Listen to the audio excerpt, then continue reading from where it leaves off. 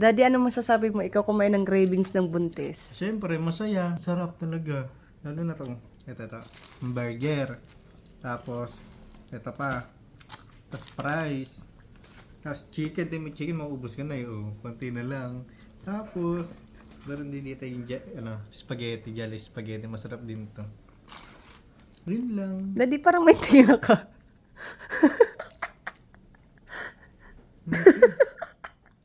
Ang laki. Ops, teka lang, pero bago yun, ito muna yung nangyari. At habang nag-i-edit nga po ako sa loob ng kwarto, but parang kako ang tahimik nga po sa sala. Kaya tinignan ko, nung pala wala nga po si Dayanit, ako na nga lang po mag-isa sa bahay. At pagkasilip-silip ko sa bintana, tama nga po yung aking hinala. At ayun nga po si Dayanit, nakaupo at nakatambay. At wala nga po siyang kaalam-alam na pinagmamasdan ko nga siya mula dito sa taas. Nangawit nga siguro at napatayo na. Tapos dumating nga din sa ate. At parang nakikipagbidahan na nga din siya. At ayun nga, hindi na nga din nakatiis na gutom. At yung hindi nga ako nagkakamali, press nga binili niya. Abat, pumapamayawang ka pa yan. Dayani, paano naman ako dito? Ang tanging nagagawa ko na nga lang, lumunok ng laway. At syempre, hindi naman nga din ako dapat mangambat, kilala ko naman nga din po si Dayani. At ayan na nga sinasabi binilan nga po ako ni Dayani ng mais kong yelo. At panigurado nga doon, natutuyo na nga din boses ko kaka-voice over. Nang hating gabi, nakakatapos nga lang din namin kumain. Bigla naman nga po nag-crave si Dayani sa spaghetti. At sabi ko pa nga sa kanya nung una, wag na nga magpabilit, kakakain nga lang din po ng kanin. Lumipas nga lang ilang minuto, parang ako naman nga pinakukonsensya. Sakto naman nga din, pupunta nga pipinsan ko ng bayan. Kaya ayun, pinayagan ko na nga siya magpabili ng spaghetti. Spaghetti nga lang po yung napag-usapan at hindi nga po kasama yung iba. Abay, nung dumating yung pinabili, ako naman nga pinagulat. Ganito yun.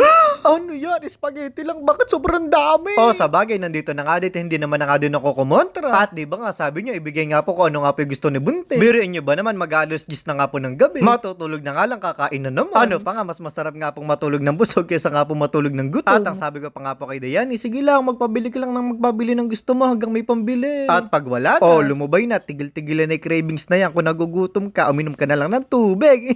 Joke lang. Ayan na nga ba sinasabi ko, ako na nga po yung sumabak sa lahat nga po ng pinabili ni Dayani. Si Dayani nga itong may cravings. Pero sa tiyan ko na savings. Mapapasan ka ba naman kasi nakasubo nga lang po ng 2 o 3 yatang spaghetti. Kumagat nga lang ng konting manok, ayaw na. Tapos sa akin na nga po ibinigay yung trono. Kaya ayan, sinabakan ko na nga. Grabe, ang sarap. Ba't parang baliktad yata? Ako yata naglilihiya.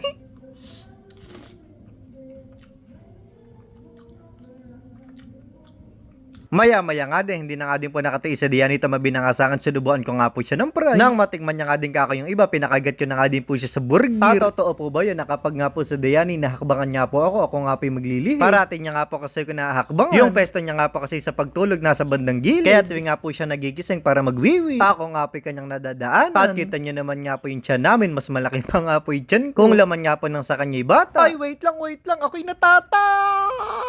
Nabusog eh. Ayun, sing braso ng bata. Oh, siya hanggang dito na lang. Bye-bye!